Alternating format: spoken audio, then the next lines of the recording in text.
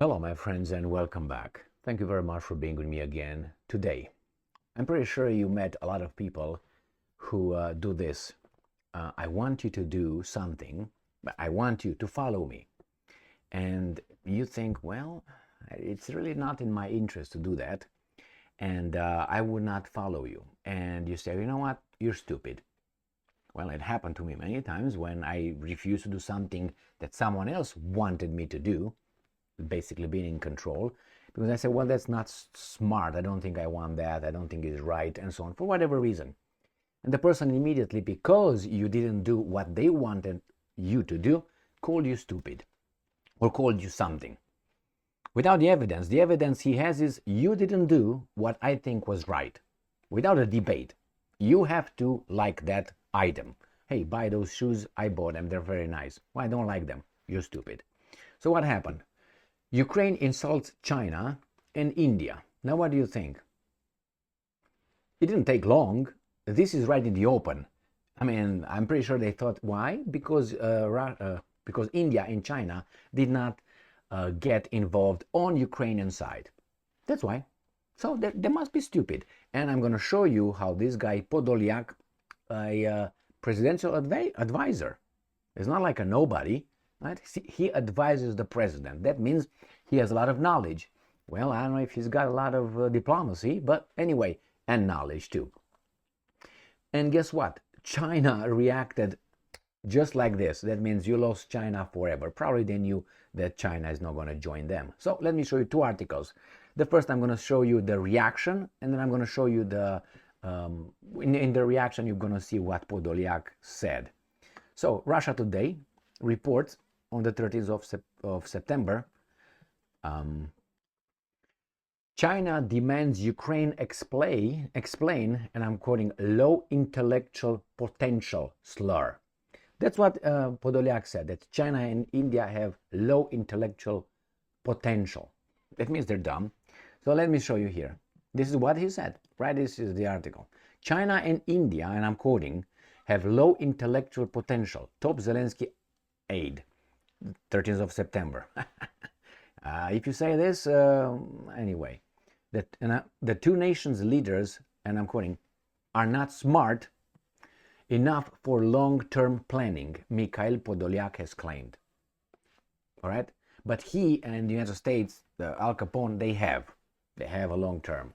That reminds me of Stephen Cohen, the scholar that I mentioned and I like very much. He's dead now. He was a Russian studies scholar.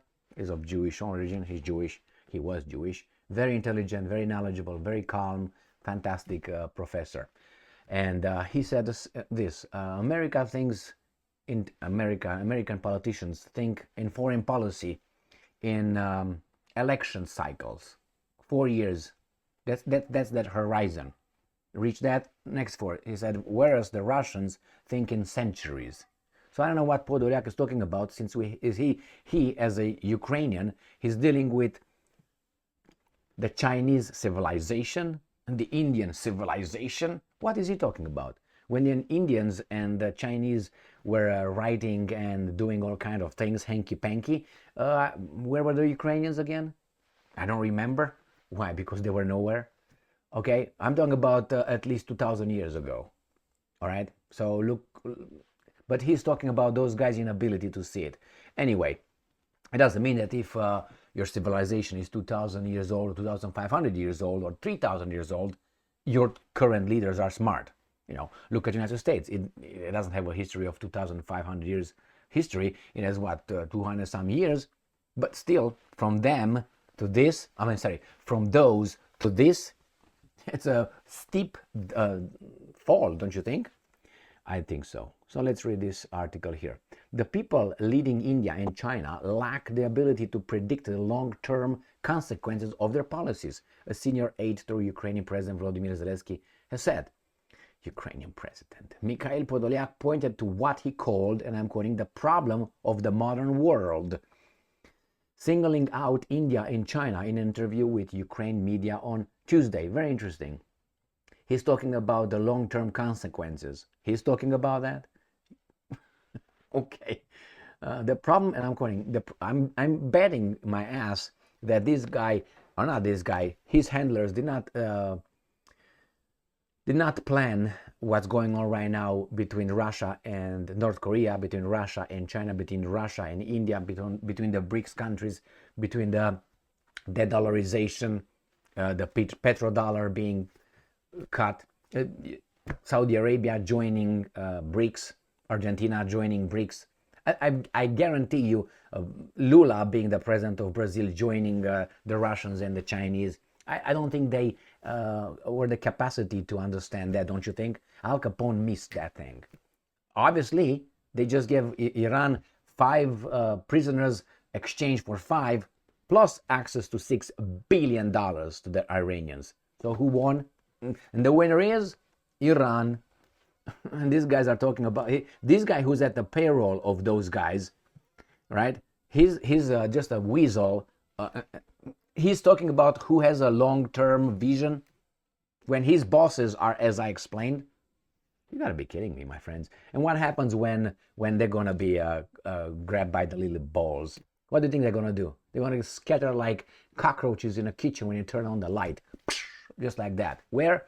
Israel. I know, we take with the first one. London, Great Britain, that's the first one. Then is Israel, and then is United States of America. The 3 suspects. You don't believe me? Just look where the oligarchs from that area end up. And that's London, Israel, and United States of America. Or Belize or something. Felize, Faklize. All right. So I'm going to quote Podolyak. The problem with this country is that they do not analyze the consequences of their own moves. These countries, unfortunately, have low intellectual potential. These countries, all right? Well, you can infer that it is the leaders, not the countries overall. Podolyak suggested that even though India has a lunar exploration program, it, and I'm quoting, does not mean that this nation understand what the modern world precisely is. It's true, but the truth could be for you as well. The same thing. And for me, and for these guys. Why? Because it seems like you think only at your narrow little thing over there, which is Russia. And you isolate Russia, keep saying that, and Russia is isolated as the rest of the world available. But anyway, these dismissive remarks were in the context of Beijing and then New Delhi's refusal to support Kiev in its conflict with Moscow. Exactly what I said. It's obvious. Does he know that? No, of course, that's why he's angry. Podolyak complained that India, China, and Turkey were, quote-unquote, profiting from the war by maintaining trade with Russia. And I'm quoting, technically, it is in their national interest, end quote, he acknowledged.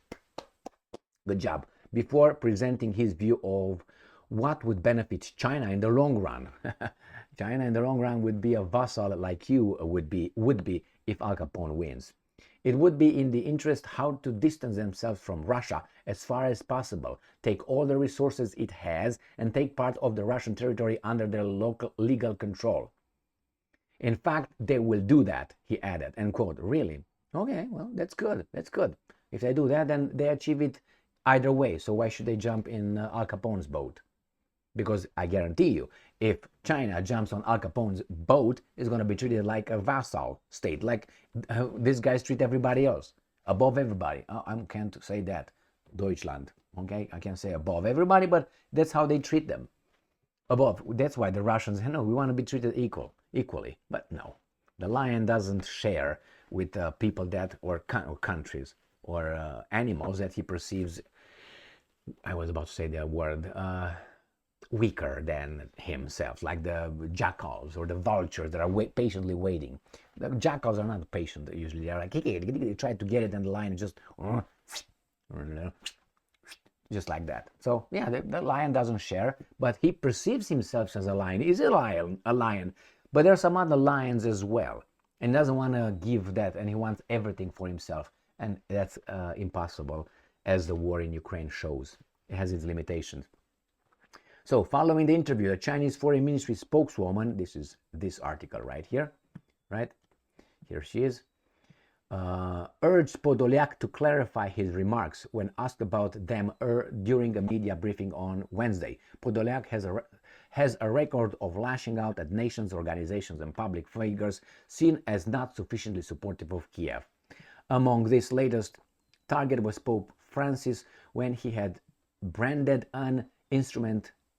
He branded the Pope as an instrument of Russian propaganda who continues to reduce and influence the Catholicism in the world to zero. The pontiff had encouraged Russian Catholics to cherish their national historic legacy. So I think this is, again, he condemned Elon Musk as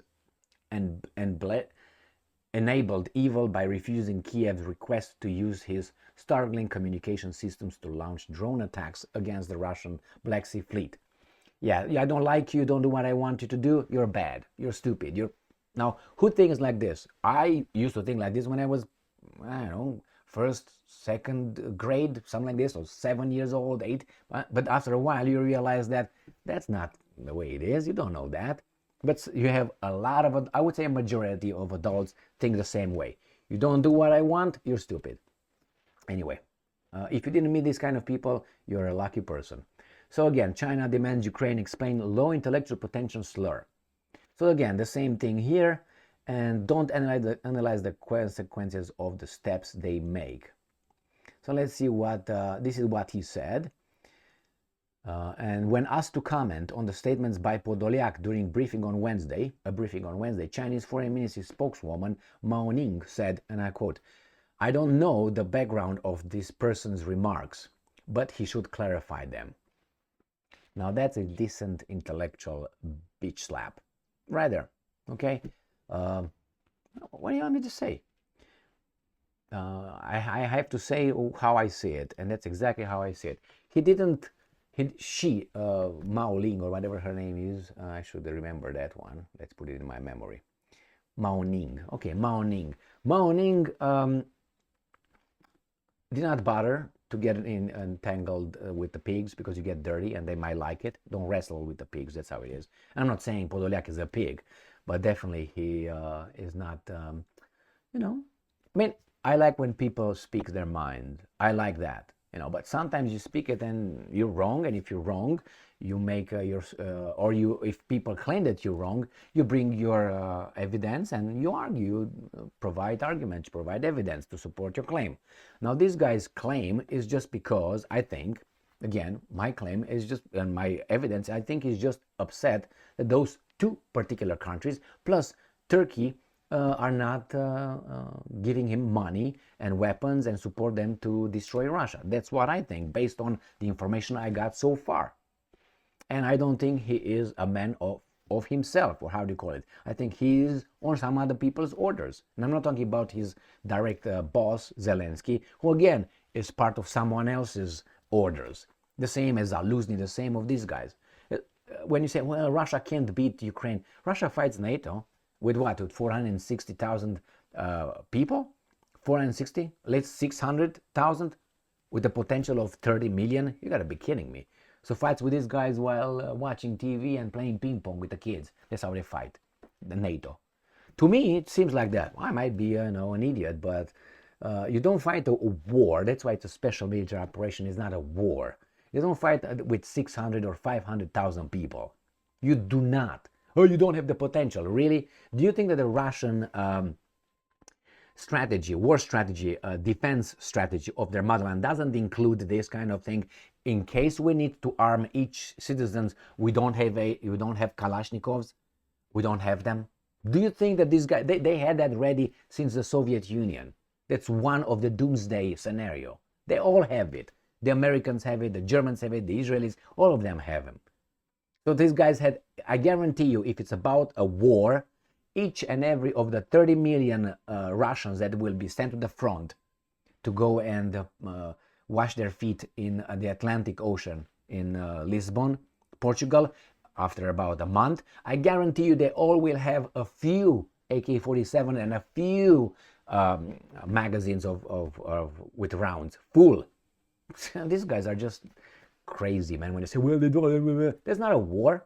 It's total war. It's all war. When I say it's all war in Ukraine, all war would mean use every weapon you got in your stocks. Did they use nuclear weapons yet? Not even. So what are you talking about? They use 30 million people? What are you talking about? I think if the Russians want in no time, they can flatten Ukraine. But that's not their goal. Even though these guys said it's the goal, it's not. Because some of them consider the Ukrainians, which genetically are, their cousins, brothers. The history shows, this and this, but you can see a lot of things between, let's say, Great Britain and United States, right? And Great Britain and United States, closely related, used to. Now they're not, because we have diversity nowadays. So you have people like me unrelated with Anglo-Saxons. But hey, Great Britain changes itself as well, becomes a strong country. Remember, diversity is our strength. So they become stronger and stronger with the United States, and then will not identify with one another. We'll say, who the fuck are you? Oh, I'm an American. How do I know? Well, I identify as one. Okay, must be true. Anyway, here it is, my friends. This guy is talking about Narendra Modi and Xi Jinping and others, and Wang Yi and Mao Nui, what was her name? Mao Ning. Okay, Mao Zedong, Ning from ninja, to snow in Romania. So anyway, thank you very much for being with me again today. They just show their true colors and their level. Stay strong, stay smart, look for the truth, and be just.